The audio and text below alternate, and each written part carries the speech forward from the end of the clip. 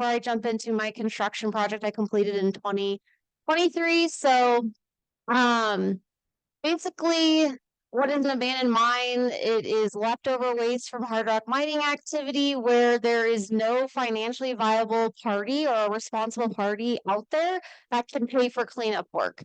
And so that's where a voluntary group like you comes in as a good Samaritan and does cleanup at these sites. The issues is that they create acidic soil and water conditions, mobilization of impaired sediment, and transport of that sediment to receiving waters, as well as metals, which at elevated concentrations can be toxic to people and organisms or wildlife. And so here's a couple of statistics that are kind of interesting. There's about 500,000 abandoned mine lands across the western U.S.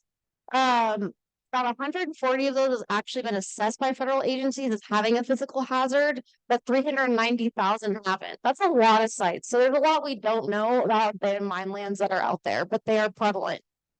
In Colorado specifically, there are 23,000 abandoned mines. That's an estimate. Have impacted roughly 1,300 miles of stream. And I put in a map here of a site inventory for AML sites that I've identified in Colorado, and that's just Western Colorado.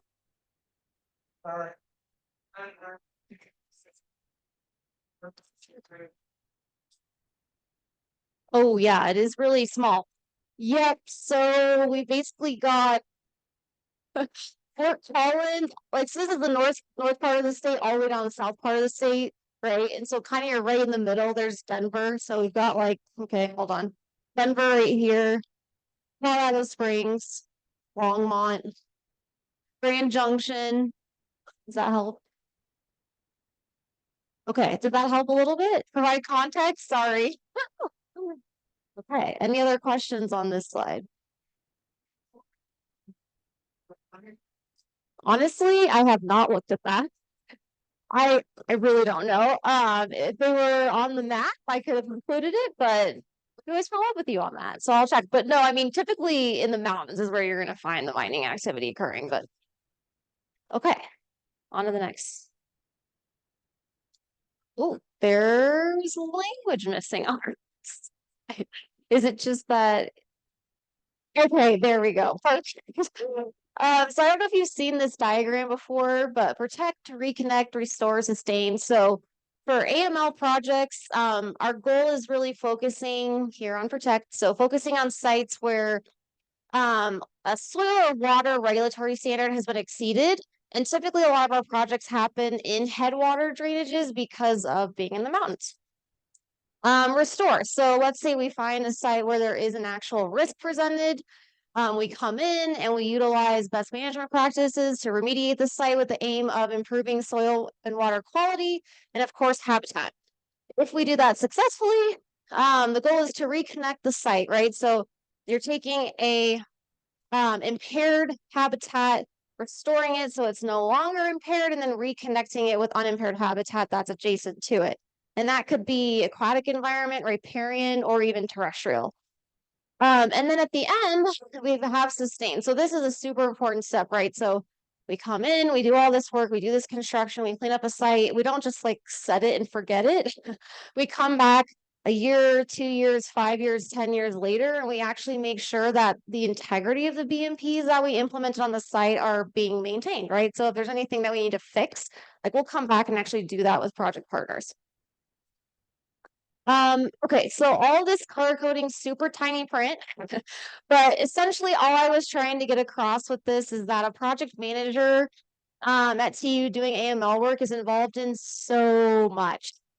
The entire life cycle of the project from start to finish. So I'll just touch on these really briefly, but site characterization. So we come out to the site, we do soil and water sampling and figure out if there's a risk at the site. We figure out who owns the land, right? You actually have to be able to access it. So we'll work on access agreements with the landowner, mapping, and then just general feasibility. So if we do find a risk at a site, like can we even get heavy equipment out there? Can we even access that site? Because that's a huge part of this. Funding, also super important. We can't do construction and clean up a site if we don't have money. So we obtain funds from a lot of different places, federal, state, and local. I've listed many here, and then also private donors. We support the federal process, which is circular or NEPA, just depending on the project site. But there's a lot of check boxes if you're doing a project on federal land. And even if we do a project on private land, kind of moving into this liability step, we will work with the EPA and an on-scene coordinator to get what's called a comfort letter, which affords us additional liability if something goes awry at a site after cleanup. Another part of liability is doing that PRP search. So I kind of mentioned that briefly, like if there's no viable party, it's an orphan site, right? So something that is required is to actually look for a financially viable party that might have to pay for cleanup, or at least part of it. Oh, okay, sorry, I thought I cut out for a second. Then there's the historical review process. So this is absolutely required if a federal agency is involved in a project. So basically, this is coming out and seeing if there's archaeological features on site that need to be protected. If a site is recommended for the National or State Register of Historic Places as being eligible, then we do have to potentially protect some of those resources on the site when we do construction and preserve some of those features. If the site is not required to be protected, we can do some things to modify historical features, but we always try to respect the resource and keep those if we can. And so I'll actually talk about that with the Grizzly construction project. Planning and design. So like, let's say we go through all of these steps. We finally get to the point where we're in the field collecting more information, mapping, videos, photos, doing engineering designs, possibly field foot engineering, and then just developing a work plan. Like, what are we going to do to actually clean up this site from a construction perspective? And then construction takes place. And there's all sorts of things that have to get done, like the RFP process and bids, procurement, scheduling, permits, safety on site. And then my job is to be out there during the entire construction project and make sure that we're doing everything we need to be doing and that we said we'd be doing, right? And then of course, these last two pieces are just basic project management, stakeholder engagement throughout the entirety of the project from start to finish. And then obviously project administration. So all the budgeting and reporting and invoicing and regulatory work and even contracting. Like I write all the contracts and get those in place with, landowners or vendors. So it's a full plate. All right, on to the next. And feel free to stop me if you have questions at any point. Okay.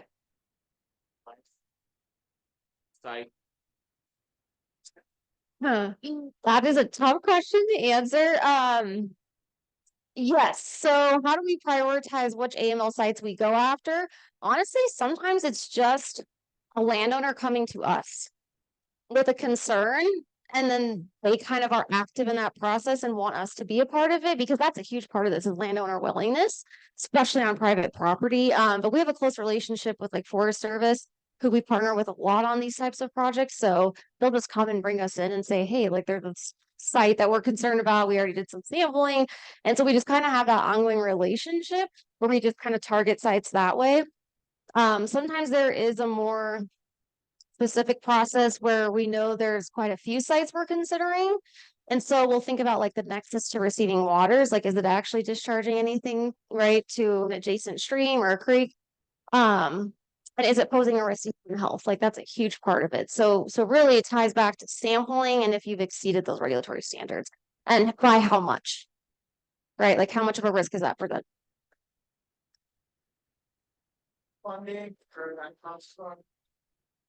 Yeah, so federal, state, and local. Oh gosh, sorry guys.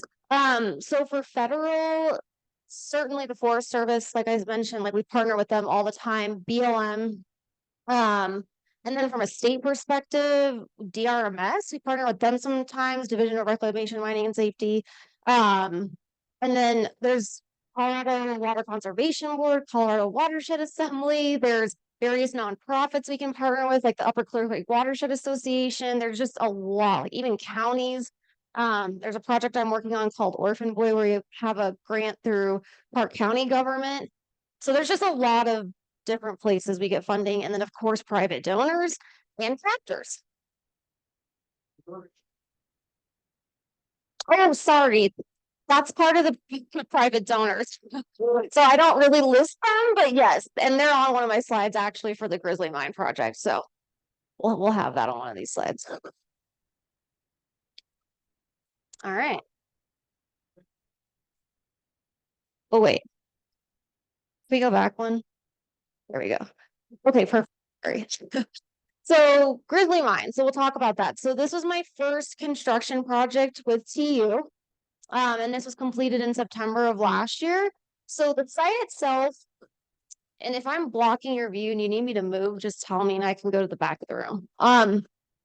Okay, so this site is about, I don't know, maybe 2 miles away from I-70. This is the Bakerville exit. So I'm not sure if you're familiar with that, kind of close to Loveland Ski area. This is actually the exit for Grays and Torreys. So the project area itself is not on Stevens Gulch where you turn off to Grays and Torreys. It's on Grizzly Gulch, so you would actually just take a right, not too far from there. And the interesting thing about this site is that there are 2 levels. So the project area for what I worked on is here in red, adjacent to Grizzly Gulch. And that's at about 10,360 feet. So this is considered the San Juan level of the mine or the lower level of the mine. And there's actually a tunnel on this claim that connects the upper level up here, which is called the Grizzly Headworks, with this lower level. The reclamation was just limited to this because this is so far upslope, it's really not discharging to Grizzly Gulch. So the risk is down here at this lower level. So that's what I mean when I say San Juan level. It was specific to that level of the mine. This is obviously in Clear Creek County, and just to let's see, give you lay of the land here. So we've got Grizzly Gulch. Oh, sorry, we've got Grizzly Gulch and then Stevens Gulch. So these merge right here, and this becomes Quail Creek, and then this hits the main stem of Clear Creek. Okay. And then this is in the Upper Clear Creek watershed. This is also in the Argentine Mining District and operated from about the mid-1800s to mid-1900s. And its primary production was silver, lead, and zinc, mostly lead. There were a lot of really heavy rocks out there during construction, which was kind of cool. That was pretty interesting.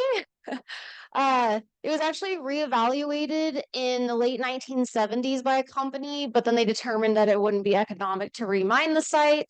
So that was kind of the end of it for this mine.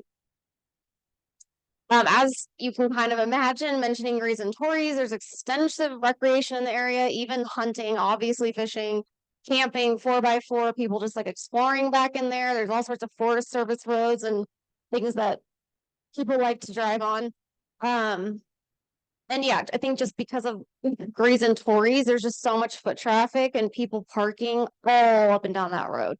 But I think naturally they kind of just like, oh, where does this go? And then they end up at this site. So luckily had a lot of foot traffic. It's on USFS land, but there is a private parcel running right through the middle of the project site. So we did have to work with a private landowner on this project. And this parcel is about 50 feet wide. So it's just kind of like a little sliver. You gotta love old mining claims and parcels. It's pretty funny. So, okay. Any questions on the location? All right. Next. Thanks. Oh, okay. So, sampling was done in 2019 and identified a primary constituent of concern, which is just, you can just call it like a hazard at the site, right? Was lead. Okay, and the way that we determine that after sampling is whether it exceeds a certain regulatory standard. And this was specifically for soil, I should mention that. And so it did, right? So specifically, it's the East Bank waste pile, which is right here. And then the other thing you have to consider with risk, and the equation is hazard times exposure equals risk. So it's not just, is there a hazard present, which is this elevated, level of lead in soil, but it's also whether there's a pathway in which you can be exposed to it as a person, right? So in this case, it was incidental ingestion or dermal contact. There's just so many people at the site. You stop, you have lunch or picnic or something. You could easily touch something, eat something, right? Like, so that's where you get that exposure piece. And so hence the risk at the site. To give you a couple more features, so we've got Grizzly Gulch, right? And then this is a loadout structure. So this is just how they sorted ore from the mine. And here again, I mentioned the East Bank waste pile. This is where we actually had the exceedances of lead. And then this is a Forest Service road, and I'm calling this lower access road. It used to loop up right here on the upper access road, but actually when we went out to the site, the road pretty much the Forest Service road stopped here, and then this was just completely overgrown, and this upper road kind of ended like right about here. So this really, you couldn't drive this before the project. Why this is not good is because this lower road is completely constructed out of mine waste. And this down here, which you can see pretty well. Uh-oh, sorry. Is eroding directly into Grizzly Gulch. So it was really just a safety hazard with so many people and 4x4 activity going up there. The Forest Service they weren't fans of that. What else? Okay, so the waste actually crossed Grizzly Gulch onto the west bank. So there is some waste over here, though. The lead did not exceed regulatory standards, so we weren't super concerned about that, but we did do a little bit of work there. And then here's an adit that's discharging. Absolutely sampled that from a water quality perspective. It actually met standards. So we were okay with this continuing to discharge into Grizzly Creek as it's been doing for a very long time. And then something kind of interesting about this site is that the private parcel, sorry, I don't know why this keeps cutting out, but if that's annoying, just let me know. There's a private parcel that runs right here, right? And so people just kind of over time started going across that private property and then kind of made this dispersed camping, shooting, I don't know, whatever area where they just like hang out and park, crossing private property. And over the channel where the adit was draining to Grizzly Gulch. So this is important in a minute. Okay, so those are kind of the primary features at the site. On to the next slide. All right. To give you a timeline really quick for this project, I think it's important for people to know that this doesn't just happen overnight. There's a lot of work that goes in for quite a few years. So for this one, it was roughly 4 years. And we kind of hit on this earlier with the color-coded lines, but the project kind of started with site characterization in 2019 with the sampling. We identified there's a risk at the site. And so then as part of the federal process, there's all these forms and documents that have to be completed. So a preliminary assessment, site inspection. So this kind of just summarizes that sampling activity and the risk and the exposure pathways the site. And that was in 2020. After that, we did that PRP search I mentioned. And we didn't do it. Sorry, I shouldn't say that. The BLM cadastral survey did that. They were contracted to do that work. And that was in 2022, followed by the archaeologists coming out and doing the historic review in 2022.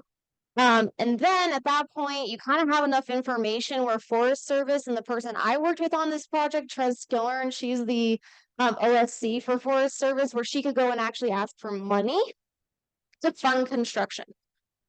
And so that was in September 2022 that agreement was executed, and the Forest Service actually had funds to give to TU to go implement construction at the site and do remediation.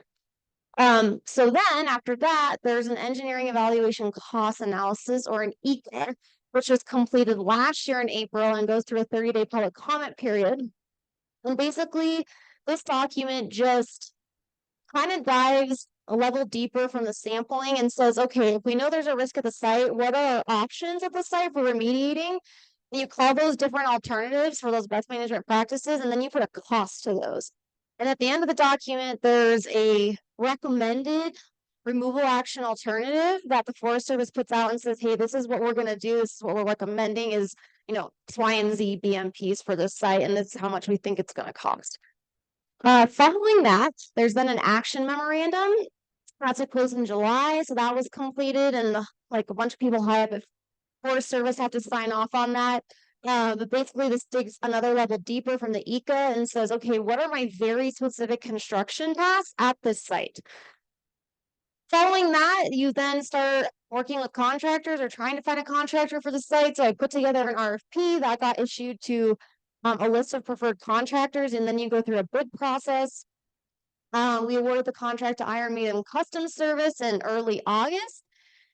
And then before construction started, we got the access and project participation agreement in place with the landowner with that 50-foot parcel I mentioned. because they were a pretty big player in this actually. And then finally awarding the contract, and creating a contract for services and fully executing that. So there's a lot of steps that go into this, and I have to say, having started in February of last year, this was a lot. In probably 4 or 5 months.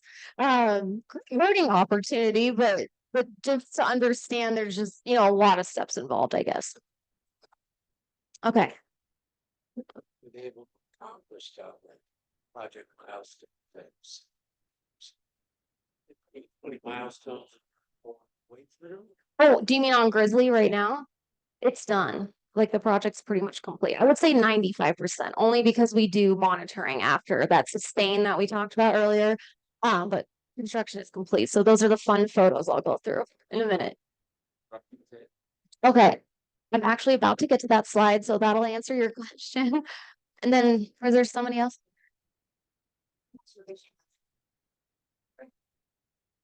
Was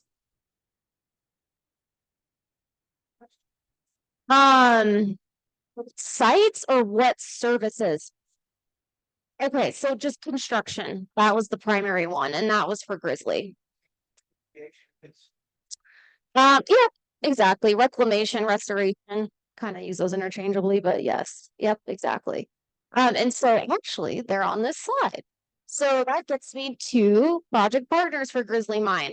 So obviously the primary one was Forest Service. They were the main funder. This project took place on federal land. I mentioned Trez Skillern. She's amazing, and I'm so lucky I get to work with her on the Arapaho Roosevelt National Forest. The private landowner, that's huge. They were amazing, such a great family. They own a cabin across Grizzly Gulch, and there was some work that had to take place on their parcel, and so they were super helpful with that. Colorado TU and Anglers all partnered for Colorado Gives Day and ended up providing match funding for construction, which is really important for these projects. We get these giant participating agreements from Forest Service, and then they require a certain percentage in match that we have to provide, and not in federal funding. It has to be some other form of funding. So this really helped us with that. So they're on here. Actually interesting, I partnered with Al Fry's Lounge, which is a quarry on I-70. You probably pass it all the time. At the junction with 6. But they're a really great family, and so they gave us discounted pricing on material for this project, which was really helpful. And they try to do that a lot in Clear Creek, which is great. Private donors, somebody asked about that earlier. So we've got the Soderberg family, so they fund a ton of our work. And then mining companies, somebody else mentioned that. So Newmont and Freeport helped fund this project. And then of course, our contractor, I put them on here. Well, they didn't fund it. It would not have been a success without them, and they're an amazing contractor. So, okay.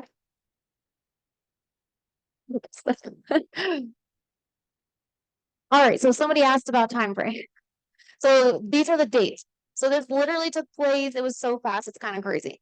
Place from 8/26 of last year and ended on 9/10. And in those days, they only worked for 14 days. So this was literally a 2-week project, which is crazy. They're so good at what they do. And everybody said I was lucky to get this contractor. So I feel good about that. The cost of the project was around 110 grand, though I have to say that was underbid for sure. Yeah, like that probably should have been more than that. So I think we kind of lucked out in that regard. Because we got like double this in funding. So that was pretty huge, and we have a lot of funding left over now for future O&M work at the site, or maybe like another project site that we identify. And so here are all the tasks. And so as we got down into some more detail in those documents, I was talking about like the PASI, the ECA, the RFP, etc. So these are the tasks that go into the RFP for the contractors when they bid on the project. I'm not going to list these out because we're going to walk through them. But what I will mention is that before we started on task 1, you have to actually mobilize to the site. So a big part of this was staging equipment, heavy equipment and material, down off what's called the Chimney Lot Road. I don't know if you guys have seen that off the Bakerville exit. It's like this giant dirt lot. and then getting that up to the site, right, on that really tiny road. So that required notification to the county, just letting them know, hey, we're going to be out here moving this heavy equipment, which they were very appreciative of. And then after the final task, you have your final walkthrough. So it's just where you go out with the contractor and Forest Service to make sure everything looks good. And then they demobilize from the site and get everything down from all the way up there. So, okay, next slide. All right. So task one was constructing an on-site repository and then collapsing a few structures. So if you remember from the other slide, this is kind of that east bank. Sorry, it's actually this whole thing. This is the east bank mine waste. So what we wanted to do is actually cut into this slope, which is native material, unimpacted, to create a giant hole like in the side of the mountain, basically, and then dig down pretty deep, and then excavate mine waste out from this area that's directly adjacent to Grizzly Gulch. You haul it, you move it, you put it in the repository, and you compact it and cover it, and we'll get to that. So really the first step is like, okay, we got to make this hole, basically, where we're going to put all this mine waste. And we kind of did that in this darker blue area too, but really the light blue area is what we were calling the repository, where we're actually burying waste. And then the two pink squares are structures that we had to deconstruct or collapse for safety reasons, is really the primary reason. And yes, these were historical features on site, but again, because it's not a registered historic place, we didn't have to retain the structure, so it was just safer to remove those. So next slide. Okay, so try to stand back for this. So kind of coming in for task one in the repository construction, we had to put up silt fence along Grizzly Gulch. So basically, as we were excavating out this material here, which is the East Bank mine waste and that lower access road I previously mentioned, you don't want that waste like falling into the creek. You don't want it discharging into the creek. Another thing, there was some tandem plastic corrugated piping on the East Bank repository area. So they just flattened and recycled that and hauled it off site. This is actually metal that was pulled off of the loadout structure, which we'll talk about, I think, on the next slide. But this was compacted, and I think they recycled this, which was good. And then another thing for a first step is you come in and you do what's called grubbing the site or clear and grub the site. So there were quite a few really big trees, maybe like 7, that we removed kind of right here on the upslope area where we were going to cut into the slope to create that repository, right? So what was good about having those trees is then you basically cut off all the limbs, that's the pile here, and you use that for slash or like woody debris that you put on the site at the end of the project to kind of create microhabitats and erosion control at the site. And then there's what we called root wads. So we actually took an entire root of a tree out, and this was for the stream restoration. And we kind of set those aside, save them for later, for a future task. All right. So the repository was constructed kind of in 2 phases. There was a northeastern and southwestern portion. Can you go back a slide? Sorry. Okay. So basically they started with constructing this portion and then deconstructed this loadout structure and then broke and placed all of the wood in here and then buried it, like backfilled it with mine waste, compacted it. So it got buried on site, this structure, which you'll see. And then this portion over here was constructed second, the repository. Okay. Okay, so that's what we see here. This was that kind of first repository area and the second repository area. It's a really deep portion. I don't know if you could tell. I should have had somebody stand in there. That probably wouldn't have been safe, but yeah, this is crazy to do with an excavator. So again, our contractor was very skilled and has been doing this for like 40 years. Okay, next slide. All right, so here's what I was talking about. So we've got this loadout structure on site, again, unsafe. So breaking it down, it's kind of wild, but literally pulling it apart, breaking down the wood, burying it, compacting it. And so here you can kind of see the slope we cut into. So that didn't used to be like that, right? And something I forgot to mention is cutting into the slope was really important for generating clean fill on site. because that's what you use the capital waste at the end of the project. And importing that is really expensive. So you don't want to have to just completely be importing clean soil. This was the upslope structure we collapsed, so they literally just pushed it over and laid it down in place. Again, just for safety issues. Okay, task 2. So waste excavation, consolidation, initial site grading. So obviously you can imagine you've got like a loader, an excavator out here, and they're moving a lot of dirt around. The primary goal was to excavate out like this area here. So that lower access road, which directly abuts Grizzly Gulch and is a really steep slope, and there's so much waste here. I think it was like 136 dump truckloads, basically, is what it equated to, that had to be moved and then basically buried back up against the slope. Okay. All right, so here's photos. Most of this is just photos because I think this tells the best story. So here you just kind of you can see them hauling waste. We've got that repository, right, like up against the slope. So they're just bringing material down from the bank, putting it here, and they just kind of drive over and compact it, and they just do this for days, basically. You can kind of see getting towards a finished product here. I think this is kind of an interesting photo. So this is them excavating out that lower access road, and this was really important for reestablishing a floodplain adjacent to Grizzly Gulch, because that wasn't possible when you had this road directly abutting the creek before. And then this is kind of a cool photo. So you can really get an idea of how, so this actually used to be completely open, like 20 feet down. This is just slope going up. So they basically buried waste way down in here and then built it all the way up to the slope here. So essentially in the end, you're kind of grading that to match the surrounding natural topography. Okay. Task 3, so road improvements and the adit berm. So I kind of mentioned again that lower access road, right? We got pretty lucky on this project, and the Forest Service allowed us to remove it. That doesn't normally happen, but due to the safety concerns, we approved it.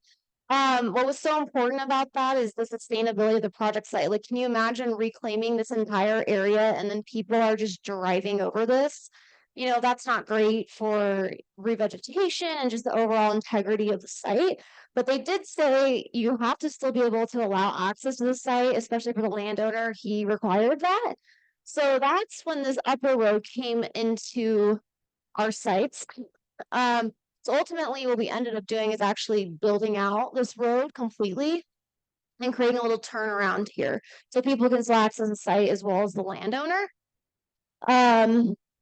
And then we also created a little berm out of the road, which was great and kind of two birds with one stone, right?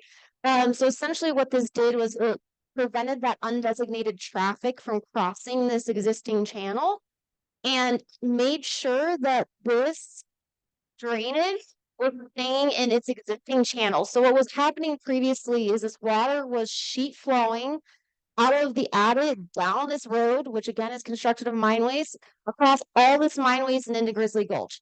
You already saw the exceedances of lead. It also exceeded for T-clip, which just means that it leaches out potentially into groundwater or mobilizes surface water. But that surface water interaction was carrying that material to Grizzly Gulch, right? So we kind of just wanted to eliminate that interaction and just kind of keep this water flowing straight to Grizzly Gulch. So that was a really important feature, even though it's a small one. It accomplished a lot. Okay. All right. So this is pretty neat. So you can see a car here. So the road previously stopped like right there. We built out this whole road right down around here, moved these two willows and made a little turnaround so you can see that. See how that road comes down? You've got this nice turnaround and there's a fence there. It's kind of tough to see. You can see it here. And then on this edge of the road is that berm I mentioned to confine that discharge from the adit going directly to Grizzly Gulch and not over the road in the mine waste. Let's see, what else do I want to mention? Something that was helpful was that this little knob here actually got removed. construction, which provided an alternate source for clean fill. So something that was really tricky with this site, and you don't really know this until you start digging, is that it was really rocky material, which is not good for camping. I mean, really rocky, like boulders and 6-inch diameter, 9-inch diameter rock. And so we had to source clean fill from somewhere else on site. So that actually helped us do that. And then here's your fence turnaround. So see this water? That's what I'm talking about. Like that used to be flowing down across the site, and it wasn't at this time because it was low flow, but typically it'll sheet flow down the road and then straight out to Grizzly Gulch, and you can see it doesn't anymore. So that's pretty great. And then we put up this fence here to basically keep people off the reclaimed area. Okay. All right. So specifically about the added discharge channel, again, okay, this is before. You can see that the road kind of ended back here. You can't really tell, but we built that down, right? And then we have this berm here confining that flow, and this just goes straight into Grizzly Gulch, basically. So here, right out to Grizzly Gulch, and the gulch is like right there. So that worked out phenomenally. So you can see that the flow is not going that direction down the site anymore, right? Because we've got this giant berm. Another thing that was helpful is that, again, we kind of blocked off that undesignated or unauthorized access to this back area. People can still walk back there. It's Forest Service property. They just can't drive across the channel. And so it also prevents kind of deterioration of this channel, which is helpful, right? Okay. Next. Alrighty, so task 4 was stream corridor restoration and bank stabilization. So we just wanted to install some erosion control matting on the west bank, really nothing more there. This bank on the west side was down cutting pretty terribly, just not really waste, but just the velocity coming around this corner for the stream was just peeling this bank away.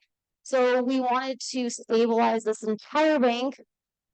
Here on this side, I mentioned this previously, we wanted to reestablish a floodplain because again, it was just a straight road down to the gulch and it was pretty steep. So there was zero floodplain on the east bank. And then these little yellow lines, sorry, I hand drew this in, but we put in crossbeam structures to recreate a step pull stream morphology instead of just a linear straight channel, which you'll see in a second. And then these orange lines are the root watch structures. So I mentioned how we harvested those couple of root rods from the trees that we excavated during task 1. And so those actually get installed into the floodplain to stabilize it and then stabilize the stream bank and create in-stream habitat. Okay, so here's some of the work happening. So I thought that the willow transplants were pretty fascinating. And my boss's boss, Jason, said that Iron Maiden is the best at this. But they basically like scoop a bucket out of dirt at the stream bank or like behind a boulder, and then they lift up the willow and they just like flip it in this hole, and then they take the bucket and they compact that willow in. It's pretty wild. It's such a massive piece of equipment. It's crazy how they can do such intricate things at the site. This is them installing the root rod structure. So you have a footer log and then a header log. And so the root rod itself is here. You can see how that angle is facing upstream, and it sticks out into the stream a little bit, but down as well. So the water is flowing about halfway up this root rod. Of course, this gets backfilled and everything and compacted down. You can see kind of the recreation of like a step pool, I guess. Green here, we got like a cross vein and then a nice little pool. And actually, this is probably my favorite picture, before and after. So look at the slope. So this is the road. That was that access road. This is all mine waste. It's really steep, and it's right next to the gulch. So we basically flattened all that out, excavated that waste, brought it up to the repository, and then recreated this floodplain area, which is about 25 feet wide. It's hard to tell in the photo. And then we transplanted willows all up along the bank here. And then you can see this nice little pool. So we've got this super straight, linear, channelized section of stream, which during high flow, you can imagine has insane velocity coming down through there. You put in crossbeam structures and it kind of creates like a speed bump, if you will, and a nice pooled area. And then the other thing I'll mention is just that erosion control matting on the west bank. So really nothing too sophisticated there. Okay. And then just a few more photos. So that was that road I mentioned. Here's the reestablished floodplain.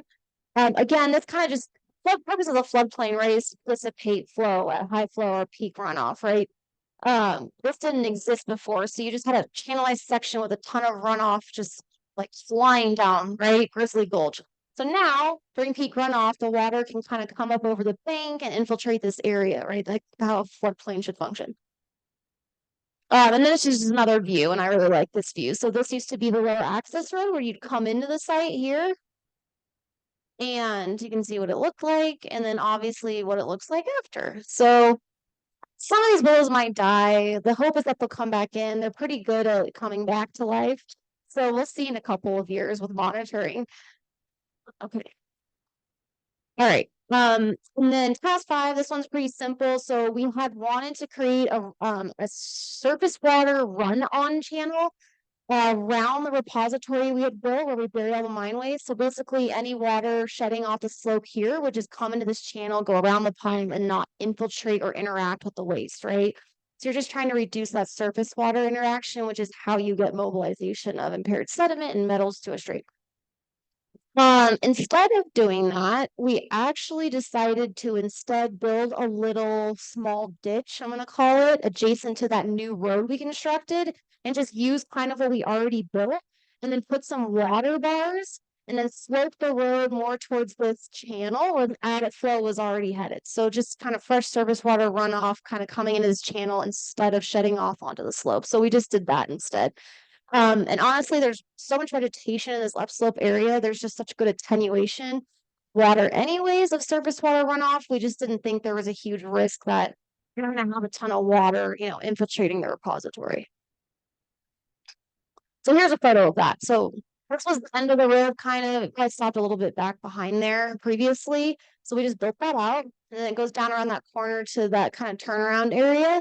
So here's picture of that water bar. So basically water will flow down, hit this water bar, go into this ditch, and then drain out where the adit is. And you can kind of see that's where that comes around. Here's the adit portal, and the water kind of links up with this discharge channel. And there's another water bar installed, and you can also see the slope of the road is facing that discharge channel. Again, if you get water on the slope, it's going to shed that direction and not the other way towards where all the waste is. Okay, and then the last task at the site is kind of wrapping everything up. So basically, this is sourcing or importing compost to the site, mixing it with any clean fill you've generated on site, and then laying it across the entire site, right? So hauling it, grading it, at about a foot depth. So you've got that fresh, clean soil on top of that waste area. And then you hummock the site, which is basically just making these like little bumps in the landscape. And so that creates a microhabitat or climate for revegetation and kind of pulling water.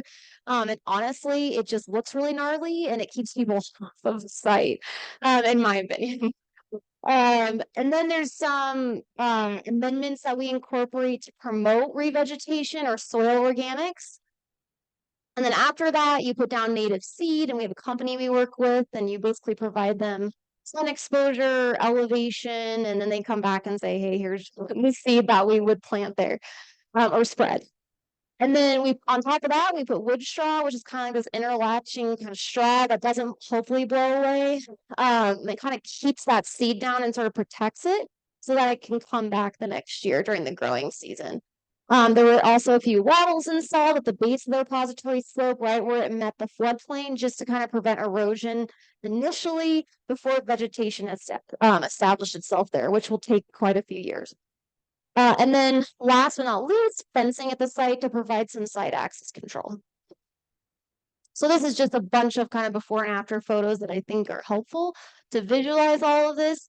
I forgot to mention this part, but we actually went in and reclaimed that staging area I mentioned. So again, people can still go back there. It's public land, and if they wanted to, they could camp. It doesn't look super cozy anymore. But really kind of just wanted to discourage people from being back there, crossing that private property, right? Crossing that channel, degrading that channel, right? We wanted to keep that intact. So we just went ahead and kind of rough this up, spread some seed, put in some amendments. So that was that was pretty minimal. And we did the same thing to that unauthorized or undesignated access route. So here's that road that people created. Here's your portal. And then we just kind of blocked that off with some willows to again kind of detract people from coming back there. Okay. Um, so this is a really great photo. So you have that old loadout structure. This is all of that East Bank mine waste we talked about. And this is what it looks like after. So this is kind of your final product. You've got nice blending into the natural topography. You've got this reclaimed area. We've got our site access control. You know, people can't go driving across it. Hopefully that deters people from just accessing it in general. And you've got your turnaround and your road. And this is just another angle looking towards Stevens Gulch. That's Stevens Gulch back there. Yeah. So again, you had your flow of water, right, coming from the adit here, which you don't see in this photo because it no longer does that. Okay. And then this is another side access control we put in place. So there's a fork in the road at that kind of Forest Service loop where the lower and upper access road meet. So we put in this fence where you could visually see it at that fork so people don't go driving down this road and there's a blind corner and get stuck and try to back up. It just seemed like a safety issue. So we put up this fence, so that's all that was for. Um, and then yeah, so here's another again before and after of kind of the other side of that East Bank mine waste and what it looks like after the fact. And so ideally, hopefully this will revegetate in a few years and look nice and green and kind of come back to life. And then this is the final photo.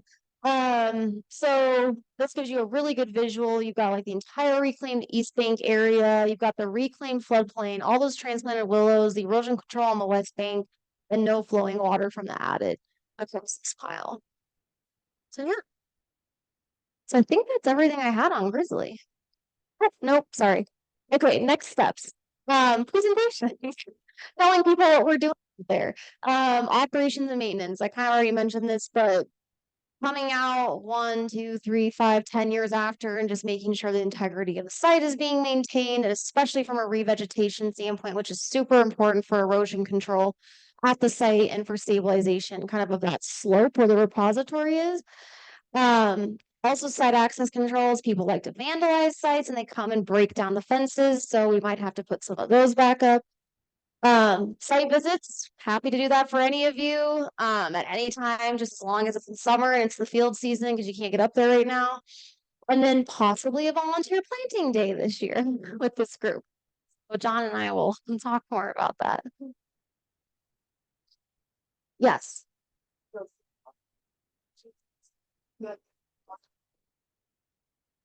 Yeah, so the question was who does the monitoring at the site after construction? That's PU and the Forest Service.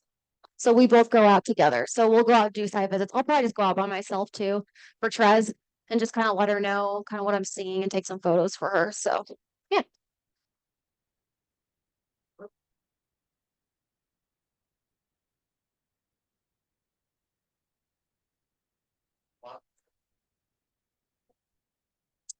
You know, we haven't, and Trez has mixed feelings about that.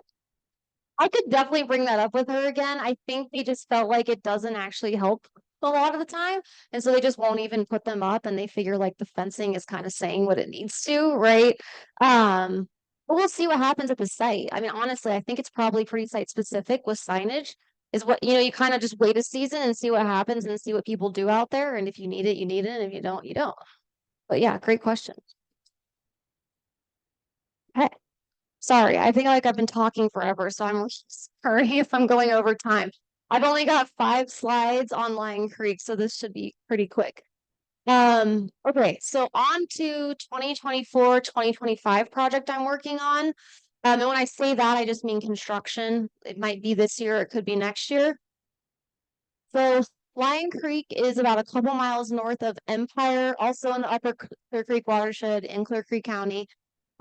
The star is actually the site where we'd be doing work.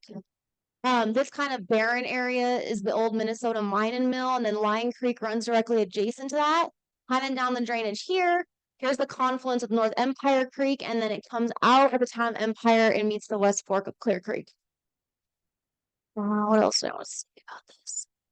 Okay, this mine is located in the Empire Mining District. Again, kind of that mid 1800s to mid 1900s operation time frame. And interestingly, this was actually the largest producer of gold in the county at one point, I think like in 1942. So that's kind of a big deal. Mixed ownership site. There is private property here. There's also Forest Service. So I'd be partnering with Trez on this project. And something interesting is kind of the proximity to drinking water resources. So there are some homes right here that draw water from shallow drinking water wells. And these are two very impacted drainages, and there's been a lot of remediation over the last like 30 years in both drainages, and they're obviously still working to clean it up. So that's certainly a concern for residents around Empire. Oh, and then speaking of reclamation, so the first project took place between the EPA and the Forest Service in 1997, and that's what this is, which is so cool. Trez had this photo in her office, but this is what the site looked like back in the 90s. Like this is just a giant, massive tailings pile. That was discharging sediment and metals to Lion Creek. You know, your classic acid mine drainage. Creek was orange, right? Metals precipitating out. And then this is what it looks like after. So they kind of just came in, graded it, and capped it, and so you kind of got this grassy field. But the problem is there's a ton of tailings still under here that are creating issues right now. So in 2017, USGSTU and the Forest Service partnered on what's called a tracer study. And they actually injected, you can inject dye or like bromide. There's various solutions. There's some remediation guys in here. You probably know than I do. But basically, there's an underground shaft here. So this is like where the old mine was, and there's a discharging at it. And there's this underground shaft that goes way down underground. And they injected some dye here. And the hypothesis was this water is flowing under this reclaimed tailings pile, and it's discharging in these seeps that are contaminating Lion Creek. And so they confirmed that with that study. So basically what you do is you put in the dye or tracer here, and then if you find it in your samples down here, that's your connection of hydrologic activity, right? So that happened in 2017. And then I would say also not only were there exceedances, in-stream exceedances for metals, but these seeps are super acidic. I said less than 3.1, but some of the literature I read was like around the 2.0, 2.1, discharging into Lion Creek. And so these little triangles are those seeps. So I wanted to visually try to represent that on here. So there's quite a few of them. So there's 5 just in this photo, and there's a few more actually downstream from a different site. But okay, so after all this information was collected, TU secured a grant through the Colorado Watershed Assembly, the Colorado Healthy Rivers Fund, to put together an engineering design to do stream and floodplain restoration for the channel from about here down to here. Okay, so across kind of these claims, and there's some Forest Service in here. Again, kind of to address these primary loaders of heavy metals to Lion Creek. Okay. Again, so now this is aerial imagery looking at those first 3 seeps I mentioned. So sorry, it's kind of tricky to see, but there's one here, here, and here. And if the colors are better, you can see the saturation and look at like that stream. I just took this photo last summer. It's pretty round. It's pretty terrible. But you can also kind of see that here, right? Like that acid mine drainage characterization. So the limit of our project or restoration area would be up here where I wrote, I think, what did I say? Upper limit. So that's where the restoration would start. And the end of the tailings pile that was reclaimed is right about here, kind of that flat, barren area that we looked at. And so here's just a different viewpoint of those same 3 seeps. You can see how saturated that slope is here. And those are just discharging, constantly, like right into Lion Creek. Okay, so the design that we completed in August of last year with that CWA funding had these kind of primary goals. So our goal would be to reroute the existing channel away from those very acidic seeps contributing metals.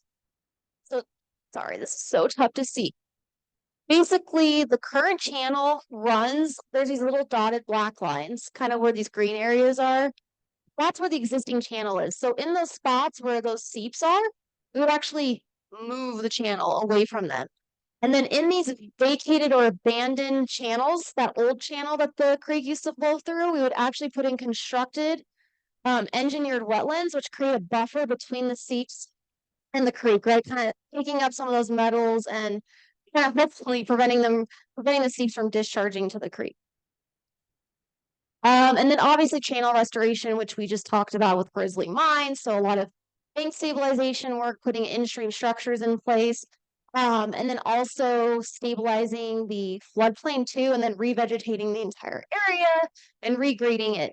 Yeah, and then reconnecting the channel to the floodplain because you kind of have that really barren slope. And so we want to be able to kind of recreate that area with these wetlands. So that's kind of the primary goal of this engineering design and what we intend to do with the site in this fall or maybe next fall. We'll see.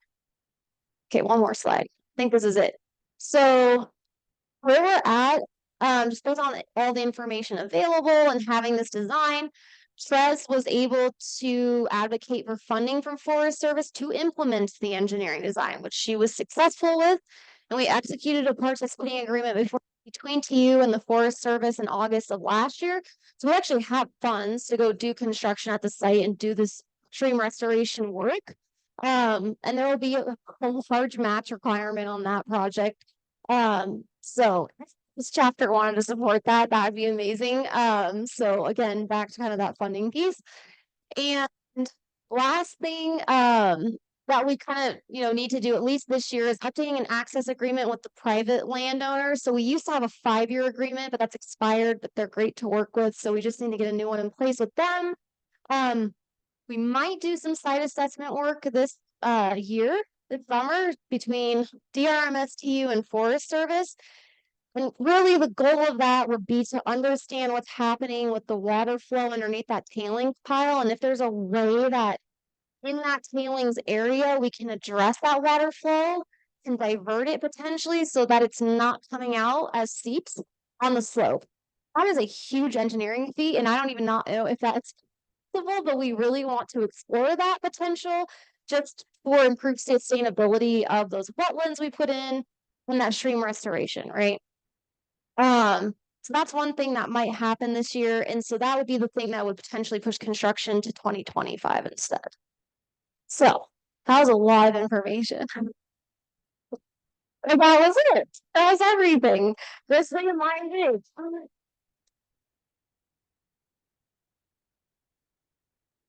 All right. I have a question for you. Yes. How is TU able to do this work with the Good Samaritan law that they're trying to put in place? Tries to take away liability issues against those that are trying to help in this situation. So Sounds like you guys are going ahead and doing that already. So how do you explain that one? So there's certain liability protection we're given on federal land by just simply working with the Forest Service through the circular process. So that answers that. On private property, we get a comfort letter I mentioned previously with the EPA to work with an on-scene coordinator. And because of that, that again gives us additional liability. I just told somebody this earlier before the presentation, but the one thing that we don't do is we do not touch adits. Like we stay away from adits because there's just a lot of complexity. What's going on in that tunnel? What's going on behind whatever is inside there? There's just a huge safety risk. And then you heard about many blowouts that have happened from mines, right? And so we don't want to run the risk of creating that issue, and we do not have liability protection for that. So I heard you say you divert those away from the stream. Exactly. That's, you still let them flow and everything like that. Depends on the site, like at Grizzly, the water chemistry was decent enough that we were okay with continuing to let that discharge.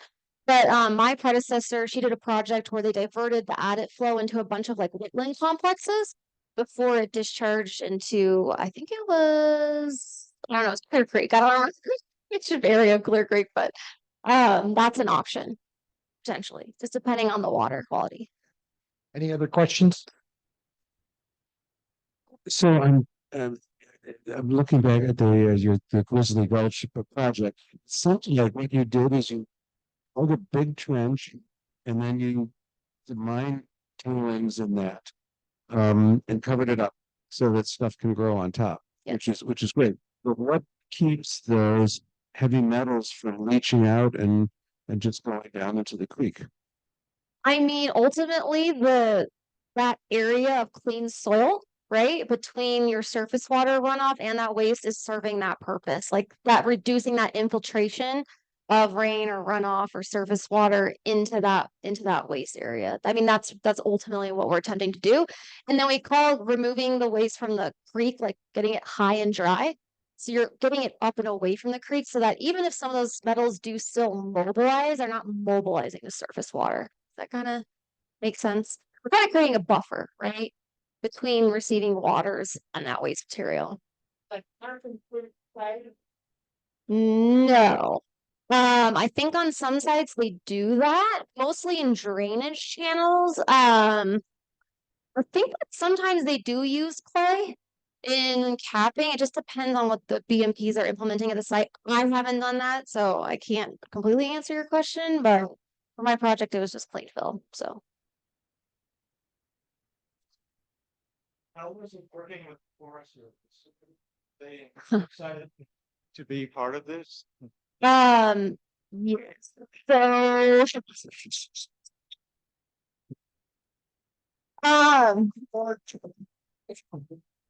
no, honestly, I think I said this earlier. I feel very lucky that the person I get to work with at Forest Service is Trez Skillern. Not all people are created equal, and she is seriously amazing to work with. And I'm not just saying that. Everybody has said how lucky I am because she gets stuff done. But I mean, really. So it has been great working with her. I don't see her going anywhere, fingers crossed. So we like working together a lot and we have a really good working relationship. So that's been going well. Hmm. Regarding Lime Creek, you mentioned the outflows and the seepages, you're building a buffer. Hmm. Have you looked at stopping the water from going into it, like wrapping that around it? Or is that outside of this? So kind of. That's the work I mentioned for the summer, that site assessment work that PRMS and TU and USFS might partner on, is really kind of trying to understand that hydrologic movement, that water movement under that tailings pile from the shaft to the creek, because it's obviously coming out in these seeps based on that tracer study, right? Like that was established. So ultimately, it would be putting some piezometers in the tailings pile, kind of all over that slope, determining the depth of water, and then just trying to understand the flow that's happening and where is the water moving and at what depth. And constantly putting in something, this is going to sound ridiculous, but like a French drain type of concept in the tailings pile to divert that water like around pile and maybe even do like a wetland complex like my predecessor did and kind of try to divert that water before it goes out as a seep to Lion Creek. So yes, so we are trying to look into that. That's part of your assessment. Yeah, that would be this summer. Cool.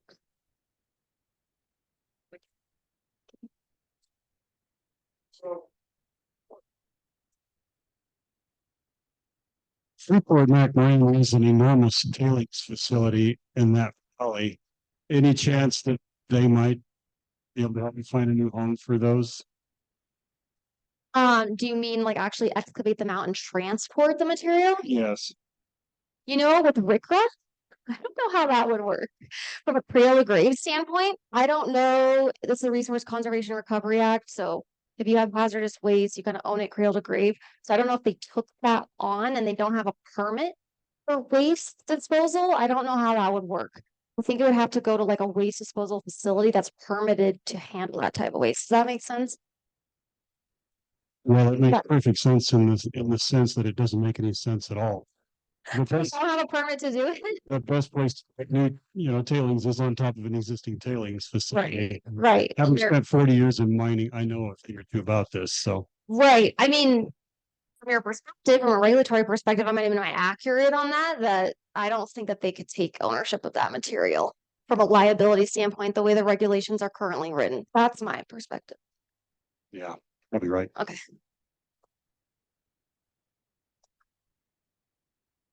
Anyone else? Well, Katrina, thank you so much for your talking with us today. All right. No problem. Thanks for having me. Yeah, you're welcome. And again, yeah, we look forward to working with you and TU again on future projects, you know. How many other TU members are here in Colorado doing the same thing? You look like you're doing Clear Creek area, but yes. Yeah. Sure. Online community too. Hello? Okay. So I'm on the Colorado AML program team, and there are 4 of us based out of Colorado. So you heard the area I cover. And then my boss, Tanner Banks, he is the program manager based out of Montrose. So he kind of covers the West Slope area. Jesse Bryan got hired the same time I did, and he's also a PM and does what I do for that work, also on the West Slope. And then Jason Willis is the Western Program Director. He used to have a really active role in Colorado, but now he's kind of moving out into other states to try to get programs like this established in other areas. But he does still help out in Colorado, and he's based out of Salida. So it's the 4 of us. Got a lot of minds to do, huh? All right. All right. Thank you so much. Unless there's any other questions, I think we will move into our raffle. Gary. Anybody need last minute tickets?